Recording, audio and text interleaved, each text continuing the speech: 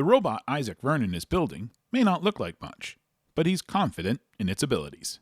Yeah, I tested it out yesterday. That's how I know it shoots 20 feet. This is the third iteration of the shooter, actually. Vernon is a member of the 4-H Manchester Machine Makers. They're competing in the First Tech Challenge. It's a robotics competition for students in grades 7 to 12. Teams design, build, and program robots to compete in head-to-head challenges. This year's competition will lack the carnival-like atmosphere of past contests. Instead, teams will run their robots at home, record their results, and submit their scores, along with a portfolio of their work, to a panel of judges. Vernon and his teammates have learned to adapt and overcome to any and all challenges. What I learned this season was that not being able to meet in person is a lot more challenging than working on a robot while you're all together. The last time we met in person was all the way back in early November. We've figured out a whole bunch of tools to help with this, because we've been using Chrome Remote Desktop to figure out how to program the robot remotely when it's over in like a town 30 minutes away. We have a controller hooked up to a computer, then that computer is a client that runs to the host with the robot, and the robot has like a phone connected to that, which goes to the robot's phone.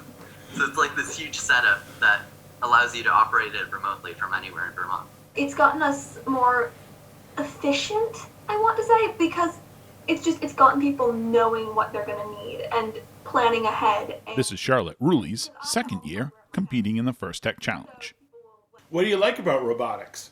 I like the precision, the being able to do math and know if something's going to be good or not. And so for the grabber I'm building, we had to do the torque calculations for the servos to figure out if it was going to be able to lift the wobble goal.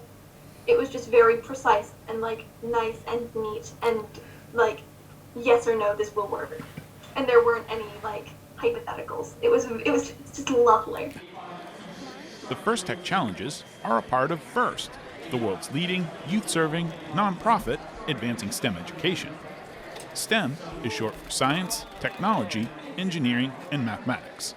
Oh, I really love robots. John Cohen is a UVM Distinguished Visiting Scholar with the College of Engineering and Mathematical Sciences. Part of my assignment at University of Vermont, I was working with colleagues like Doug Dickey, the assistant dean for the College of Engineering and Mathematical Sciences, and people at the Generator Makerspace, where I'm a founding board member. We came together and applied for a grant called a First STEM Equity Grant. And the idea is to try to get the STEM programs at all different levels to be able to better serve underrepresented groups, women, BIPOC, LGBT, and luckily for us, also rural people who are just underserved. Thanks to Cohen and his colleagues, Vermont was selected as one of 12 recipients worldwide to receive a grant. The award of $40,000 will go to everything from kits to build the robots to establishing hubs where students can gain access to this technology. For Cohen, this is an opportunity to boost awareness and access of STEM programs in order to showcase the talent of Vermont students. Whoa, did you see that? I think my big takeaway is the sort of resilience and creativity of people. When I think about Vermont, you think about our brand of our brave little state. It's this kind of, Yankee ingenuity, and man, is it on display here. Ruley and Vernon agree.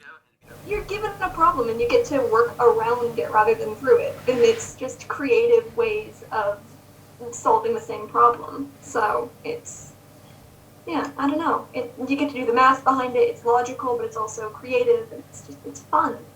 I like that it provides a lot more opportunities in like real world applications. It's almost like making a startup business, because you have to market your program to get more people to join, engineer, design, prototype, and you have to meet the deadline of the competition. And it's interesting to go through the engineering process over and over again to design something that you get to use in a competition. The First Tech Challenge teaches students to compete in a world of uncertainties. It's good experience to have when you're living through a pandemic and getting together with friends virtually to build a robot. In Essex Junction, I'm Keith Silva with Across the Fence.